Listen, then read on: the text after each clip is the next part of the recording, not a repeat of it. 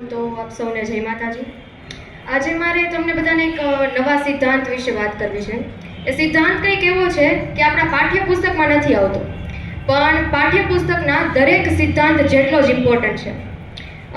વિશ્વમાં બહુ ઓછા વ્યક્તિઓ આ સિદ્ધાંત વિશે જાણે છે, પણ જે કોઈ પણ જાણે છે ને એમની જિંદગી ખૂબ જ સુંદર છે. અમુક વ્યક્તિઓ એવા પણ છે કે જે આ સિદ્ધાંત વિશે નથી જાણતા, પણ અજાણતા તેનો ઉપયોગ કરે છે. સપોઝ કે ઓક્સિજનની શોધ થઈ એ પહેલાં શું આપણે બધા શ્વાસમાં ઓક્સિજન નહોતા લેતા હતા, પણ એની જાણ આપણને પછી થઈ. તો આ સિદ્ધાંત વિશે આપણે થોડુંક ડીપમાં જાણીએ એ પહેલાં એક નાની અમથી સ્ટોરી છે કે જે આ સિદ્ધાંતને સમજવા માટે થોડીક વધારે સરળતા પૂરી પાડશે. સ્ટોરી કંઈક એવી છે કે કેલિફોર્નિયા નામના સિટીમાં એક ખૂબ જ વિદ્વાન એવા ડૉક્ટર રહેતા હતા. હવે ડૉક્ટરને એક બીજા રાજ્યમાં જવાનું થયું એક મીટિંગ માટે, અને મીટિંગનો બેઝિક કોન્સેપ્ટ એવો હતો કે દેશ વિદેશમાં જે બહુ સારા ડૉક્ટર હોય એ બધા ભેગા થશે અને એકબીજાના જે બધા વિચાર છે, જ્ઞાન છે, એ બધું શેર કરશે. એટલે ડૉક્ટરને ત્યાં જવાનું હતું. એમની સાથે એક સાથીદાર એવો નોકર હતો કે ગમે ત્યાં એ ડૉક્ટર જાય એને સાથે લઈ જાય.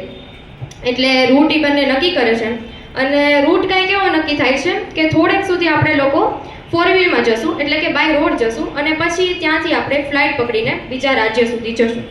બંને જણા સવારે તૈયાર થાય છે, નાહી ધોઈને નાસ્તો કરે છે, અને 10, 10:30, 11 વાગ્યાની આસપાસ બંને જણા નીકળે છે. અને થાય છે કંઈક એવું કે એરપોર્ટ પહોંચવાના હોય છે એની 10-15 મિનિટ પહેલાં એ લોકોને ખબર પડે છે કે હવામાન વિભાગે એવું જાહેર કર્યું હતું કે વાતાવરણમાં પલટો આવવાનો છે, એટલે ફ્લાઇટ જે છે એ 5 મિનિટ લેટ ગઈ છે. તો હવે કરવું શું? મીટિંગમાં ગમે એમ કરીને 4 કલાકમાં તો પહોંચવાનું જ હતું ને 5 કલાક ફ્લાઇટ લેટ ગઈ, તો હવે શું કરવું?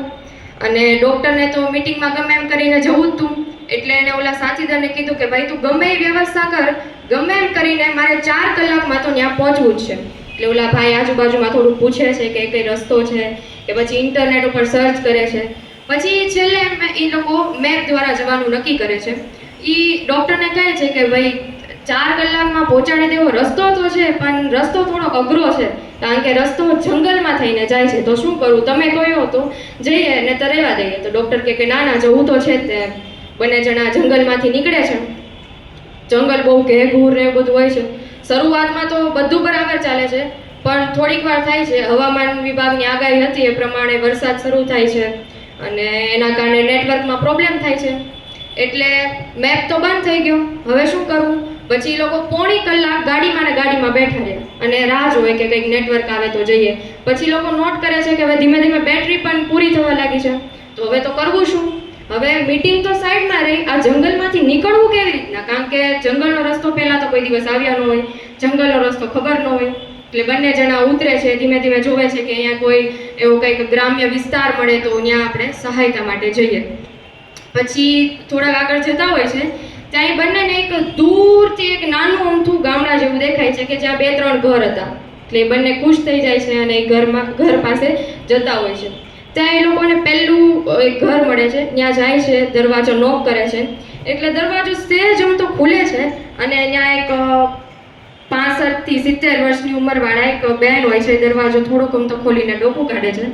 એટલે પેલા ડૉક્ટર બધી વાત કરે છે કે આવી રીતના મારે મીટિંગમાં જવાનું હતું ને મેં આ રૂટ પસંદ કર્યો અને આવી રીતના બધું થયું. તો બેન કે કંઈ વાંધો નહીં, આવો. બેન સરસ મજાનો આવકાર આપે છે, બંનેને જમાડે છે. હવે તમને વ્યૂ કહી દઉં કે એના રૂમનો વ્યૂ કેવો હતો. એક જ રૂમનું ઘર હતું. આ બાજુ સાઈડમાં એને રસોઈની વસ્તુ બધી પડી હતી.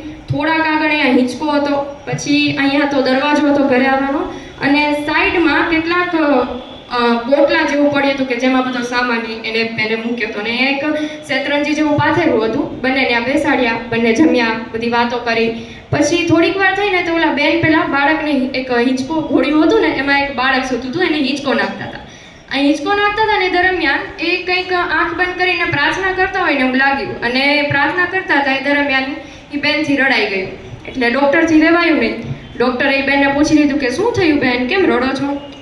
એટલે પેલા બેને વાત ખોલી કે થયું કંઈક એવું કે સાહેબ 2 મહિના પહેલાં એક એક્સિડન્ટ થયું હતું, એમાં મારો પુત્ર અને પુત્રવધૂનું નિધન થયું છે, અને આ એમનો જ પુત્ર છે, અને માથામાં ગંભીર ઈજા થઈ છે. મારાથી બની શકે એટલા ડૉક્ટર પાસે તો હું ગઈ છું, પણ બધાએ મને એમ કીધું છે કે આનો ઈલાજ તો એક જ ડૉક્ટર કરી શકે. પણ વાત કંઈક એવી છે કે મારી પાસે એટલા બધા પૈસા નથી કે એ ડૉક્ટર પાસે હું ટ્રીટમેન્ટ કરાવી શકું. તો પોતે ડૉક્ટર હતા એટલે પોતાની ઈચ્છા તો થાય કે શું કયા ડૉક્ટર હશે. પછી ઓલા બેન ફરીથી કહે છે કે એટલે આવું છે એટલે હું દરરોજ અહીંયા પ્રાર્થના કરું કે આંખ બંધ કરીને ભગવાનને પ્રાર્થના કરું છું કે એવો કંઈક ચમત્કાર કરો કે મારા પુત્રને મટી જાય. અને ડૉક્ટર સાહેબ મને પૂરો ભરોસો છે કે એવો કંઈક ચમત્કાર જરૂર થશે કે મારા પુત્રને મટી જશે. પછી ડૉક્ટર કહે છે મને ફાઇલ તો બતાવો કયા ડૉક્ટરની છે. એટલે એ જાય છે સાઈડમાં જે ઓલો કોટલાવાળો એરિયા હતો ત્યાંથી એક સાડીમાં બાંધેલી ફાઇલ ખોલે છે અને એ ડૉક્ટરને આપે છે. ડૉક્ટર બધા રિપોર્ટ્સ વાંચતા હોય છે, ફાઇલ્સમાં પાના ફેરવીને જોવે છે. પછી જ્યારે છેલ્લું પાનું આવે છે ને ત્યારે ઓલા બેન આમ આંગળી ચીંધીને કહે જો સાહેબ એ જ પાનામાં લખ્યું છે કે કયા ડૉક્ટર એનો ઈલાજ કરી શકે. એટલે ડૉક્ટરને ઉત્સુકતા થાય છે કે એવા તો કયા ડૉક્ટર છે જેનો ઈલાજ કરી શકે. એટલે ડૉક્ટર એ ફાઇલમાં જે છેલ્લું પેજ છે ને બહુ ધ્યાનથી વાંચે છે અને એ સ્તબ્ધ થઈ જાય છે અને એ વાંચતા વાંચતા રડવા લાગે છે. એટલે ઓલો સાથીદાર પૂછે છે કે શું થયું સાહેબ, કેમ રડો છો? એટલે ઓલા ડૉક્ટરે કીધું કે આ નામ બીજા કોઈનું નહીં મારા ખુદનું છે.